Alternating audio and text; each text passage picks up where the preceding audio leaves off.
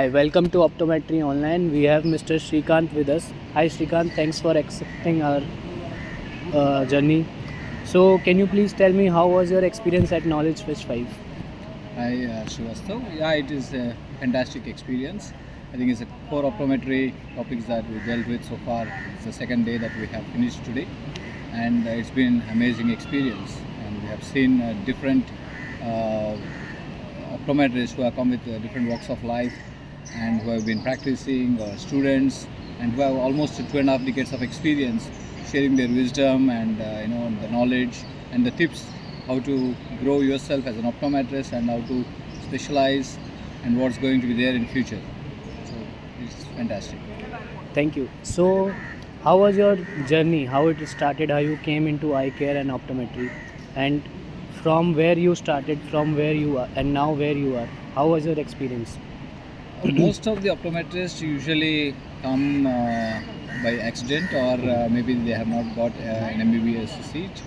But in my case, I chose optometry because I was supposed to become an engineer, but I did not attend my college properly.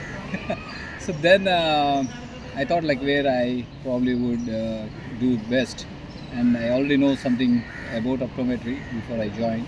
So I chose optometry and I wanted to excel in that.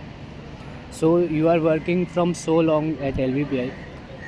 Have you seen any kind of change in the culture of when you started and now how it is today? Yeah. So when I started actually as an optician rather as a sales boy.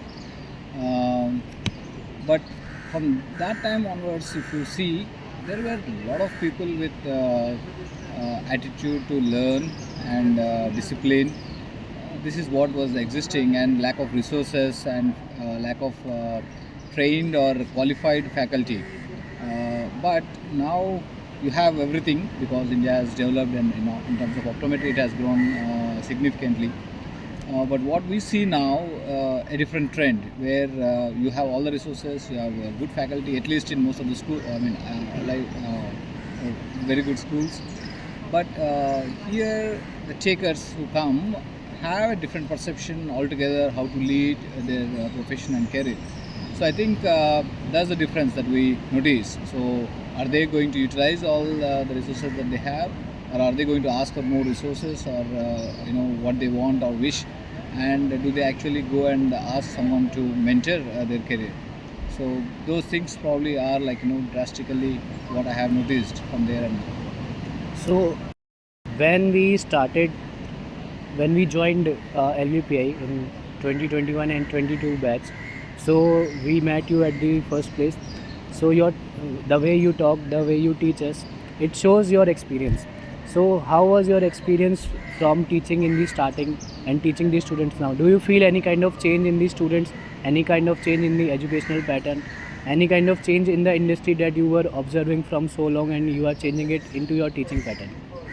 Okay, I mean, even till date, when I go on stage, I still feel I'm a student, and as like any other student or the beginner who presents and feels that nervousness, I still feel.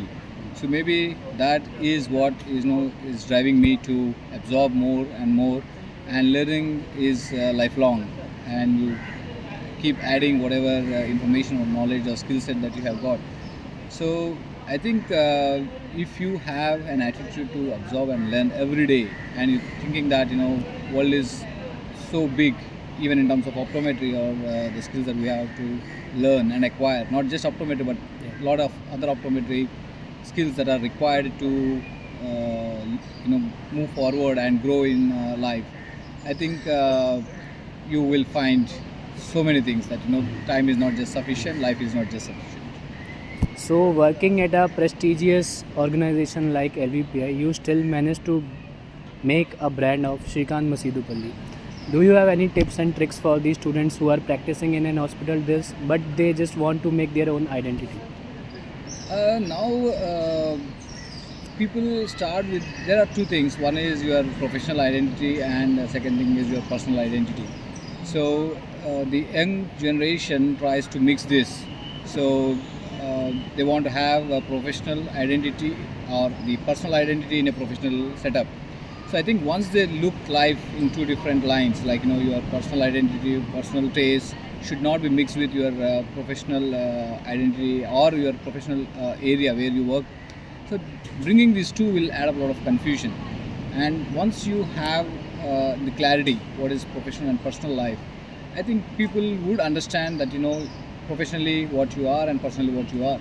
So I do not know if I created the brand SRIKANTH MASEEDUPALLI, but yeah, if I am inspiring someone, I think that drives me, even more with more energy to probably set an example. I have met some people who have conducted exam or interviewed, and they came and were telling that because of those questions or the kind of exam that you conducted has given some motivation for us to excel, and they are now doing their research or postgraduate diploma or masters or pursuing PhD.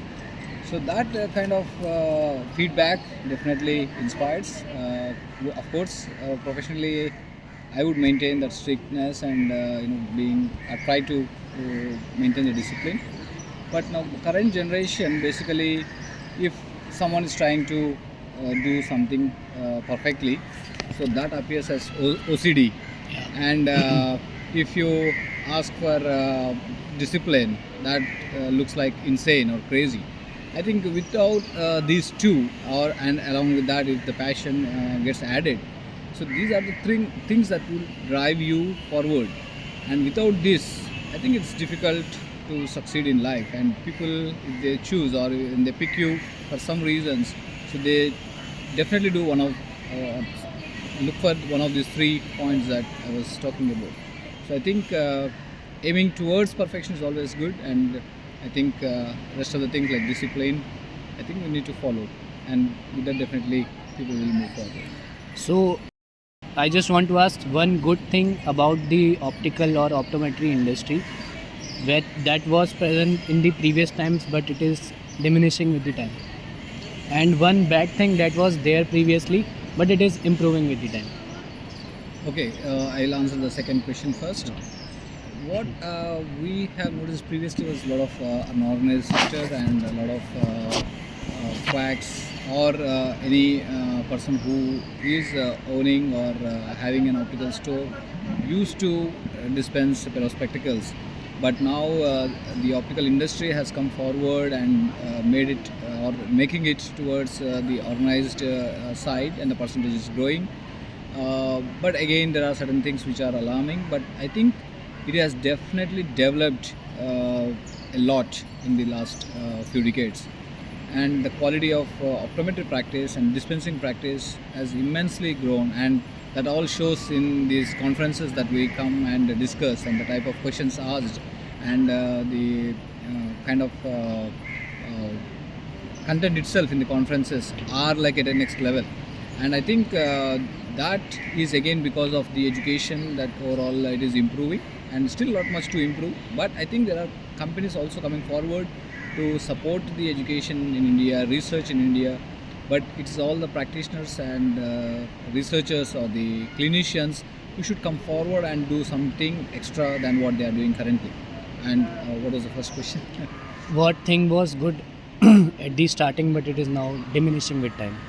I think attitude towards learning that was present before Previously. and now has changed, and a lot of the faculty like who I met in the last 1 or 2 days, all the discussing, and not just in optometry, in general, like wherever, I mean whichever career paths you take, it is the same.